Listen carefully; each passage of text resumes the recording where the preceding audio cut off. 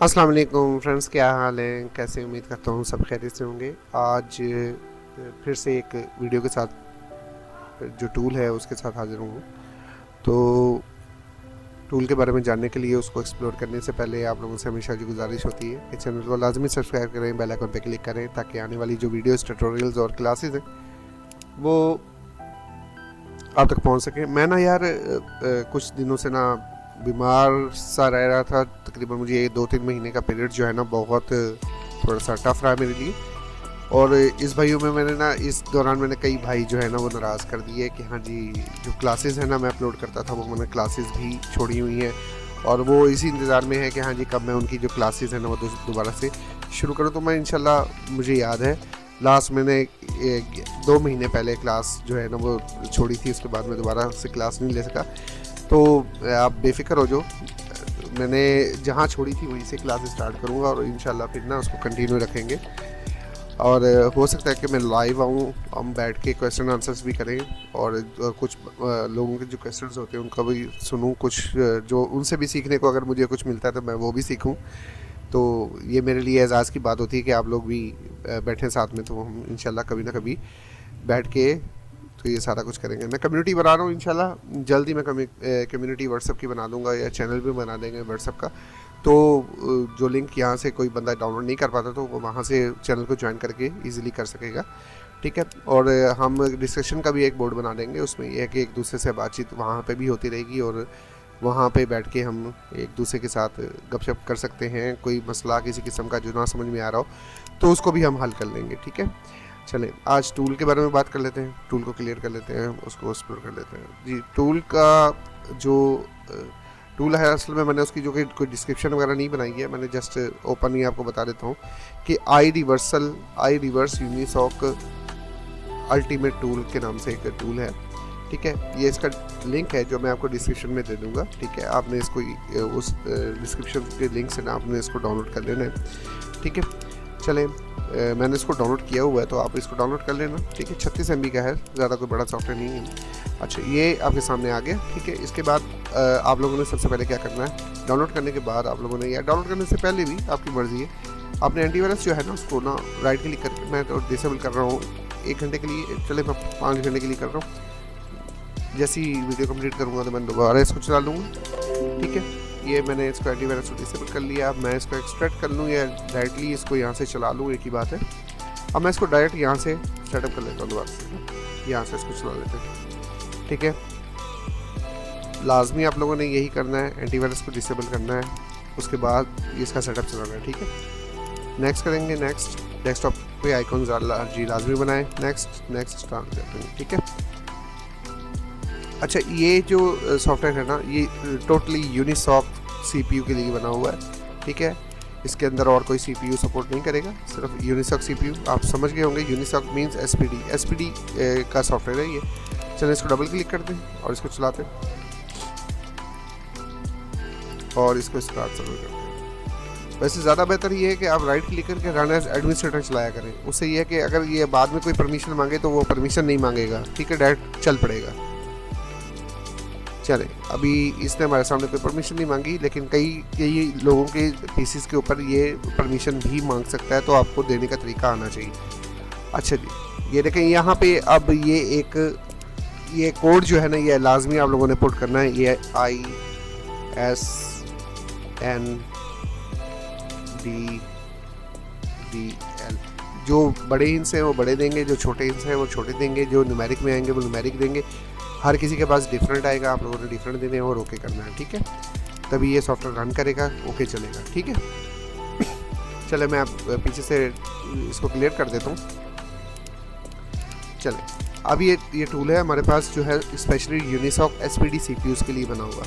यहाँ model wise आप देख रहे होंगे, यहाँ पे मॉडल्स हैं लिस्ट वाइज, ये सारे के सारे मॉडल्स हैं आईटेल के, रियलमी के। अब ये C53 एक लेटेस्ट मॉडल है, ठीक है। C53 latest, Nazo 58 latest models हैं।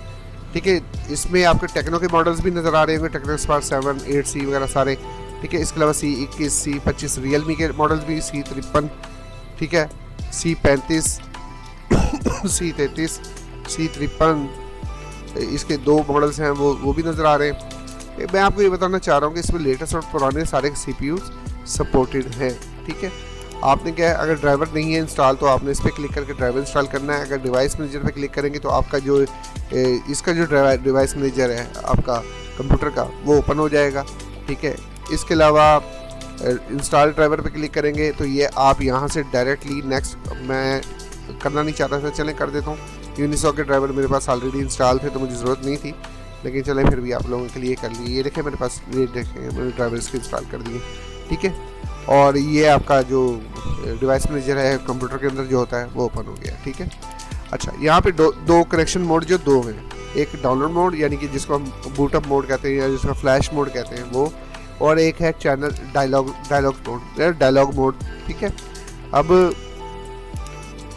यह है ना FDL लोडेड, इससे क्या होगा, आपके बूट लोडर के ज़रिए आप काम कर सकेंगे, इसके ज़रिए आप डायलॉग कोड कनेक्ट कर सकेंगे। ये 2 चीज़ें बताएंगी, ठीक है। अब यहाँ पे आपको जो नज़र आ रहा है ना, सबसे पहले देख लेते हैं डाउनलोड टूल।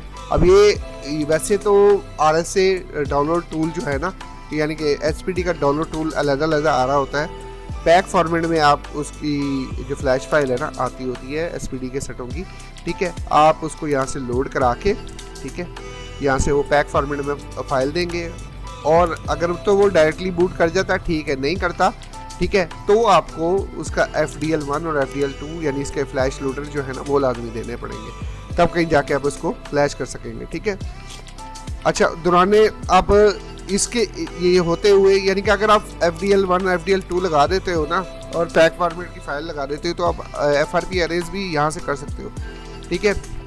और जब आप आइडेंटिफाई पे क्लिक करते हो ना, आइडेंटिफाई पे क्लिक करने के बाद अगर आपके लोडर्स के बगैर ही कनेक्ट हो जाता तो वेल है, नहीं होता तो फिर आपको लोडर लगाने पड़ेंगे। अगर लोडर के बगैर आप कनेक्ट करते हो तो लिस्ट आ जाती है, अगर आ जाती है तो आप क्या कर सकते हो, रीड भी कर सकते हो, किसी पार्टीशन को अरेज भी कर सकते हो, ठीक है। और FRP अकाउंट जो है वो भी उसी टाइम रियल टाइम में उसको अरेज भी कर सकते हो, ठीक है। हाँ, अब आप फ्लैश करना चाहते हो पैक फॉर्मेट में, फ्लैश का बटन दबाओगे, अपना पैक फ्री में लोड करोगे, लोड करने के बाद आप फ्लैश कर दोगे। अगर तो बूट कर जाएगा, ठीक है, नहीं तो फिर उसी के लोडर भी दोगे और फ्लैश कर दोगे, ठीक है। इजी मेथड है। सेकंड हमारा आ गया डायलॉग टूल, ठीक है। अब डायलॉग टूल में क्या है, कैलिब्रेशन मोड में जाने के लिए हम क्या करते हैं, एंटर डायलॉग मोड में चले जाए ना, पहले हम जाएंगे, क्लिक करेंगे एंटर डायलॉग और कनेक्ट करेंगे सेट को बंद फॉर्मेट में, सिर्फ बगैर किसी चीज़ कोई बटन प्रेस किए हुए हम जस्ट इसको कनेक्ट करेंगे। कनेक्ट करने के बाद जैसे ही हम कनेक्ट करेंगे इसने कनेक्ट कर जाना है और डायलॉग कोड के अंदर एंटर हो जाना है, ठीक है।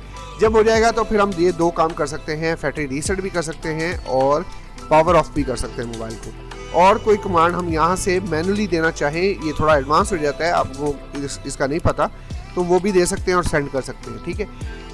अगर हम डायलॉग कोड को एंटर कर लेते हैं, ठीक है, इसको हम डायलॉग कोड में एंटर कर लेते हैं तो हम फैक्ट्री रीसेट और पावर ऑफ के अलावा हम क्या कर सकते हैं, हम जो IMI नंबर हैं जो उनको रीड कर सकते हैं और राइट भी कर सकते हैं यहाँ से इजीली। तो इसका मतलब ये IMI टूल भी है और साथ में डायलॉग टूल भी है, फैक्ट्री रीसेट टूल भी है। और अब बाकी देख लेते हैं, उसका FRP रीसेट करना हो उसके बारे में भी डाउनलोड टूल के ज़रिए मैंने आपको बता दिया है। आगे अनलॉक टूल है, उसको देख लेते हैं उसमें क्या है। अब ये अनलॉक टूल में ये डिफ़ाइन किया हुआ है मॉडल वाइज। अगर आपके पास इस तरह इनमें से कोई मॉडल आते हैं, ठीक है, आप इजीली उसको यानी क्लिक करोगे और ये सारे के सारे फंक्शन मेरे ख्याल में सब में ही होंगे, ठीक है। क्या कर सकते हैं, ये मैं ऑपरेशन आपको बता देता हूँ जो सबके साथ चलते हैं। इसमें आप आइडेंटिफाई कर सकते हो, अगर वाइप डाटा 1 प्लस FRP, ये एक मेथड दिया हुआ है कि वाइप डाटा और FRP मेथड यूज़ करने का, ये दूसरा मेथड दिया हुआ है, ये तीसरा दिया हुआ है। अगर wipe data only app data, sorry wipe app data plus FRP, अगर आप ऐप डाटा उड़ाना चाहते हो, ठीक है, वो उड़ा सकते हो, साथ में FRP रिमूव कर सकते हो, साथ में इधर ही ऐसे ही है, ये 2 मेथड दिए हुए हैं, ठीक है। अगर आप डाटा उड़ाना चाहते हो और ऐप डाटा बचाना चाहते हो तो आप ये ऑप्शन करो। इसके अलावा अरेज डाटा खाली और प्लस FRP उड़ाना चाहते हो ये ऑप्शन यूज़ करो। खाली FRP के लिए आप ये ऑप्शन यूज़ करोगे और ये तकरीबन ये ऑप्शन सबके साथ ही हैं, ठीक है, सब में सेम यही ऑप्शन यूज़ होगी, ठीक है। और आप इसको यहाँ से ईजिली मॉडल वाइज सेलेक्ट करके अपना जो भी मॉडल होगा आपका उसको सिलेक्ट करके ईजिली कर सकोगे। सबसे बेहतरीन चीज़ इसके अंदर जो है वो IMI रीड एंड राइट है, ठीक है। इसके अलावा आप फैक्ट्री टेस्ट मोड में भी जा सकते हो अगर आप एडवांस कुछ देखना चाहते हो अपने मोबाइल के बारे में, कोई चीज़ डैमेज है तो उसका टेस्ट करना चाहते हो तो वो भी कर सकते हो। अच्छा जी, कैलिब्रेशन मोड में आप ये काम कर सकते हो कि आप फैक्ट्री रीसेट कर सकते हो, रिपेयर कर सकते हो, ठीक है। इसका इलीगल यूज़ नहीं करना है, ये आप लोगों के लिए इस काम के लिए नहीं है, ठीक है। अब इसके दो मेथड है। आप ये काम है, ठीक है, ये आप डाउनलोड मोड के ज़रिए भी कर सकते हो, लेकिन उसके लिए आपको FDL जो है ना, यानी कि आपके फ्लैश लोड के ड्राइवर्स जो है ना वो लोड कराने पड़ेंगे, लोडर्स, ठीक है।